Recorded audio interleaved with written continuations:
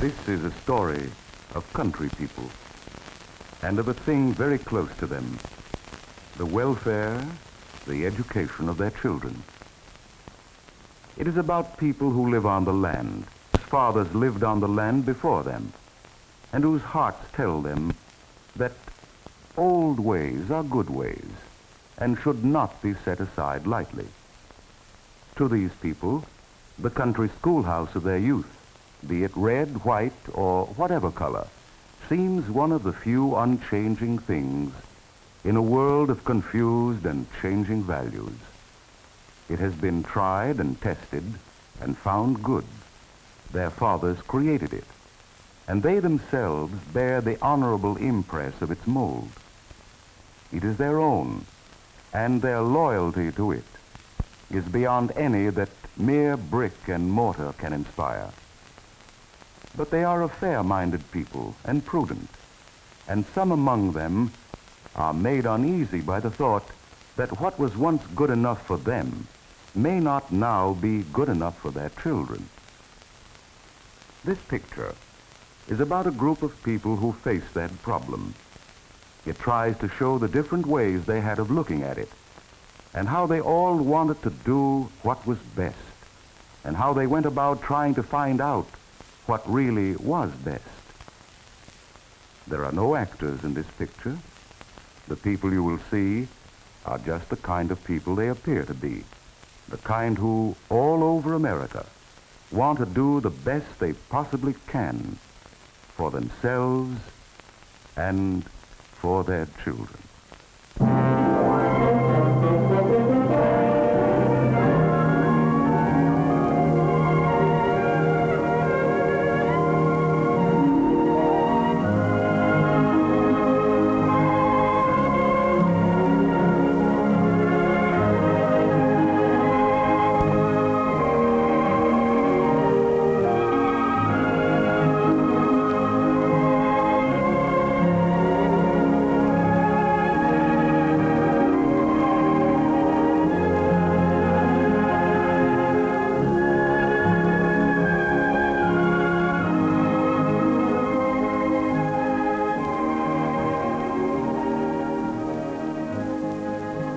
Miller School, District Number 6.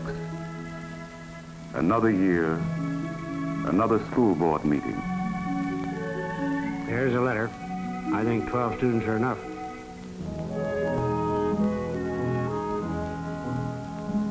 I think she's right, Ed. We've been putting off. It's time we did something.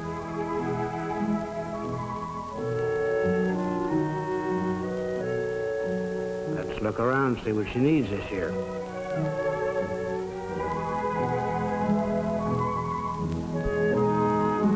How well I know what's on their minds, the boys and girls. What is best for them? They wonder about this new thing. Is it better for the children? Should they join up with other districts and have a bigger school? Better equipment. Would that mean more and better opportunities? How much can they afford? But it's not just the cost that bothers them. There is a real worry about their rights, their independence, how they'd get along.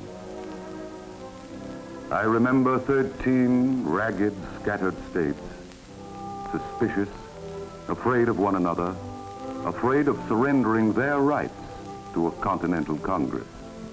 But change and growth still come together. These people know that indecision will not stop the change. But when the people, all the people together, face their problems, then they can guide the change and take part in it. Otherwise, change comes and the people must follow.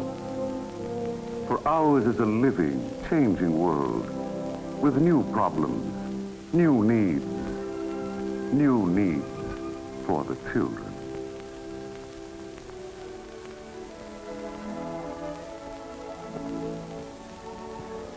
You folks here at the Miller School have been doing a fine job.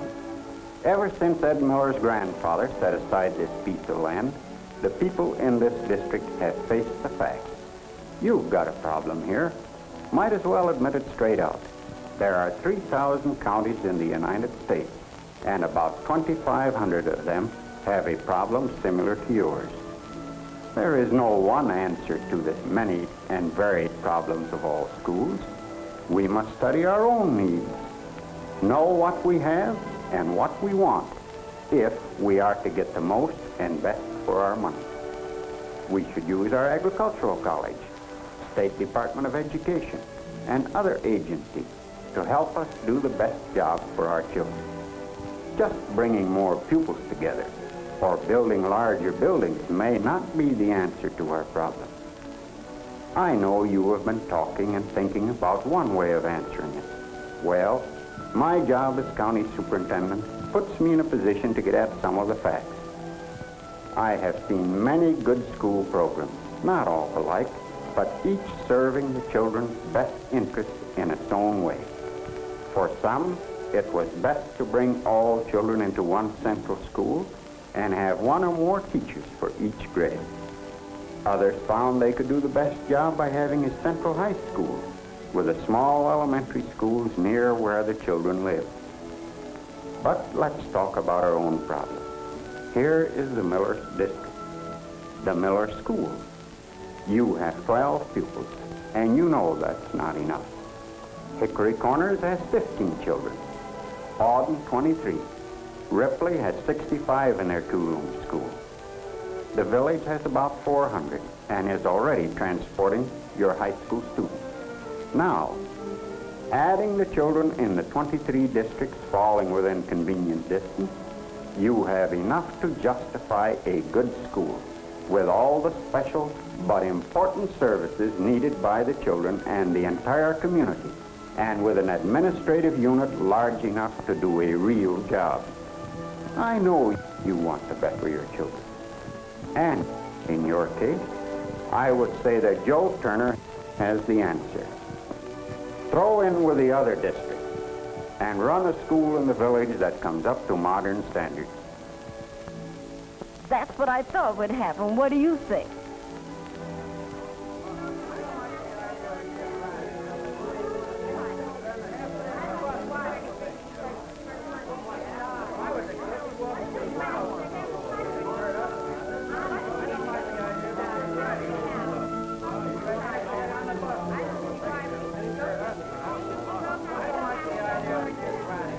Where I came from, we didn't do it that way. How are we going to keep track of what's going on? I don't want my children getting up and leaving on the buses in the morning. Well, it'll be safer than walking along these highways these times anyway. Wait a minute, folks. Wait a minute. Joe Turner here has the idea. Let's go and see a good school. I can get you the bus. How many want to go?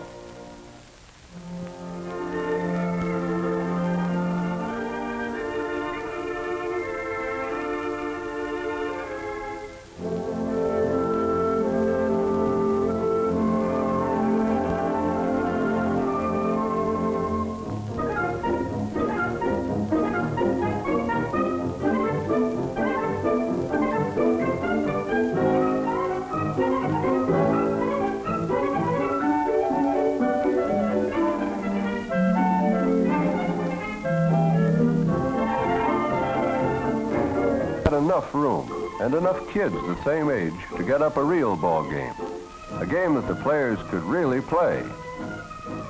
And that even the very biggest boys could take an interest in.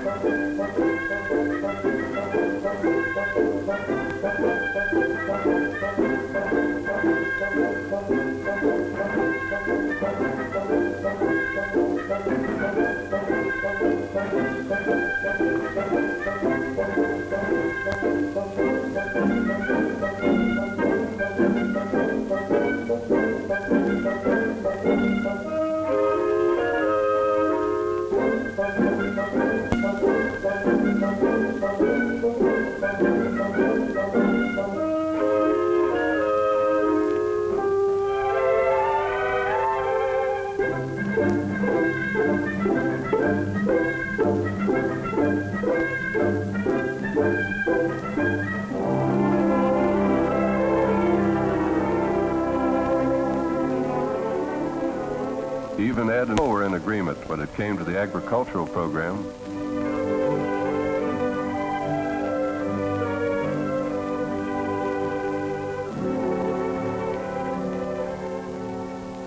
What students learned here didn't stop in the classroom.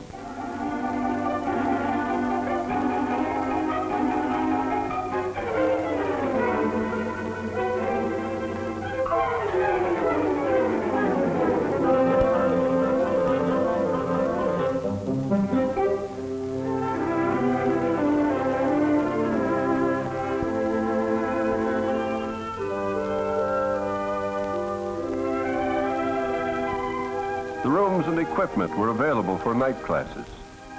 And again, what men learned was taken out into the community.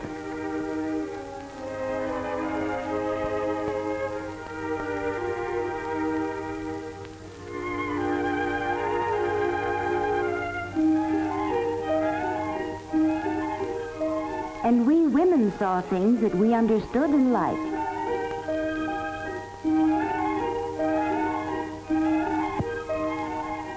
We all knew what the approval of your family can mean.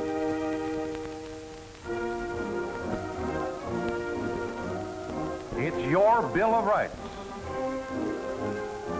Yours to protect by voting, by studying, by understanding those principles of liberty, equality, and justice under law, which are the hope of enslaved peoples everywhere.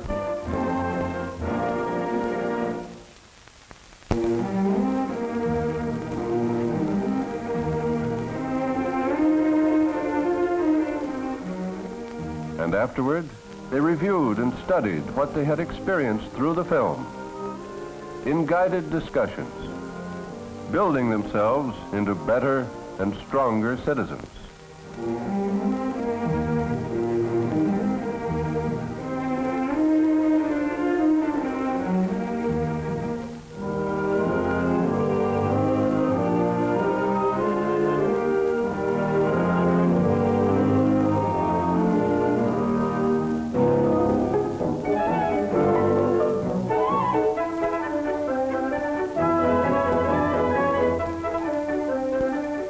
We all saw things that impressed us, different things.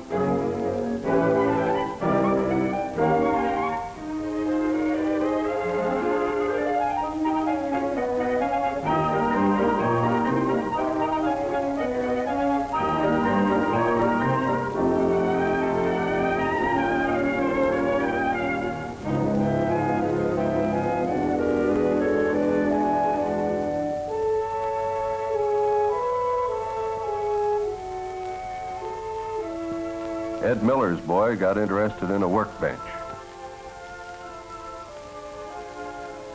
Wanted to know all about it.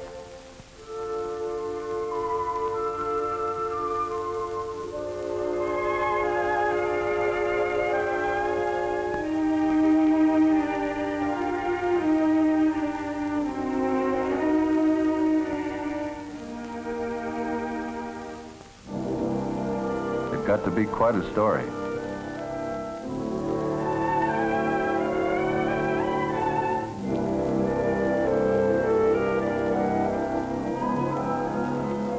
And Ed got interested too, in spite of himself.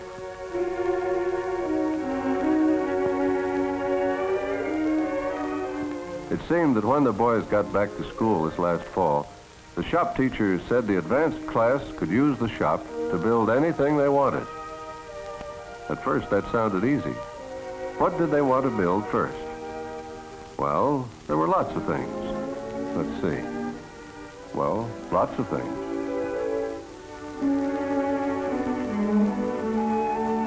After a little discussion, they found it took some real thinking to decide just what you really did want most. So they took the problem home with them. Tommy's room was small and cramped. He'd always dreamed of fixing it up.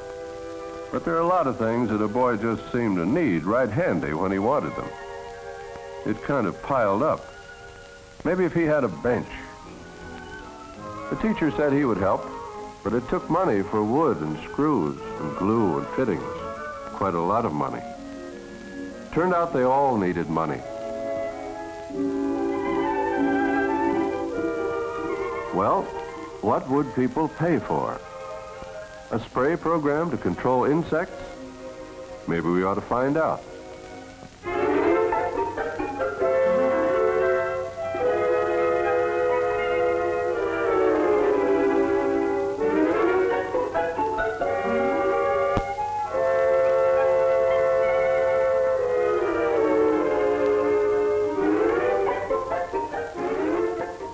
And where did the reading, writing, and arithmetic come in? Arithmetic? How much money do you need? What's the interest for 6 months?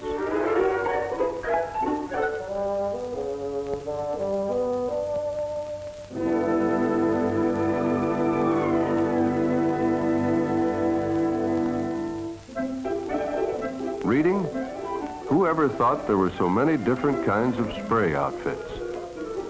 Writing? It takes a good many business letters to be sure of getting just what you need. How much spray does it take to do a job? How should it be mixed?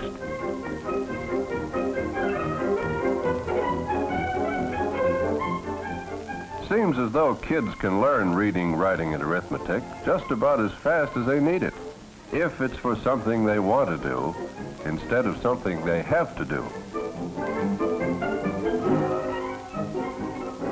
By the time they got going, there it was again. The whole community was involved.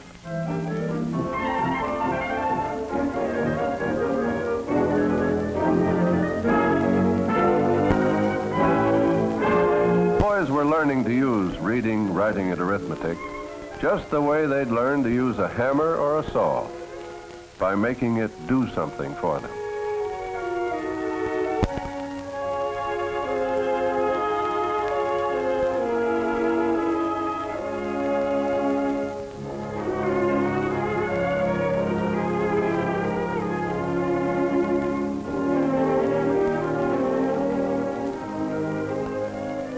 Then a hot lunch, just the kind their children had every day.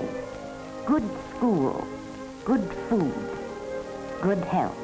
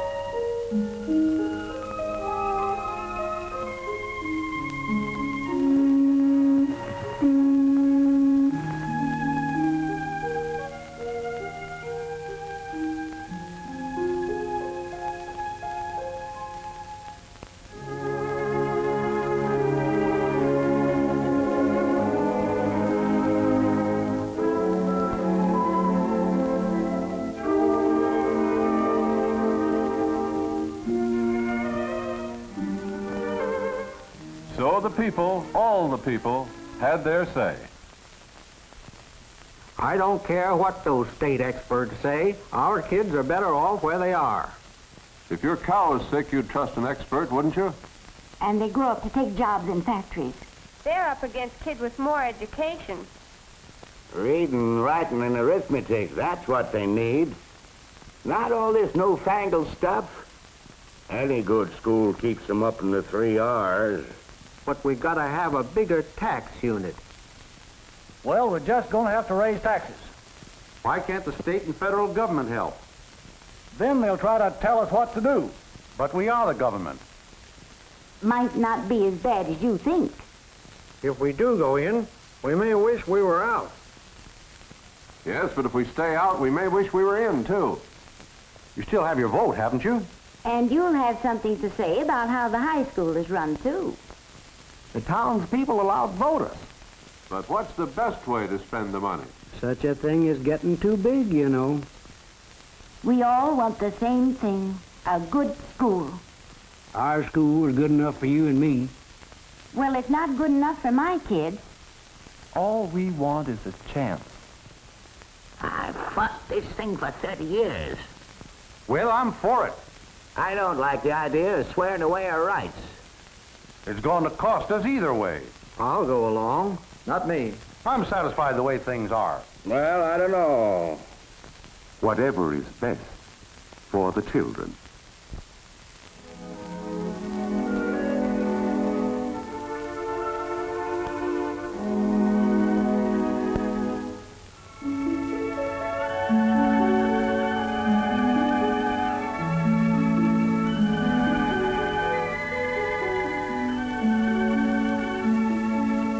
If they were sure what is best, they would all want to do the right thing.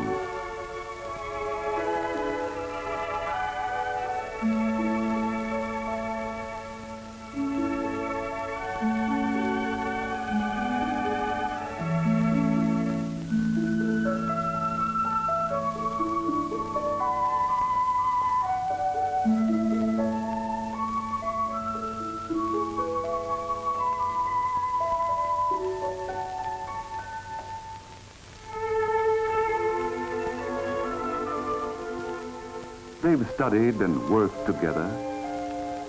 Now they're all voting for what they think is best for the children. And that's all anyone can do.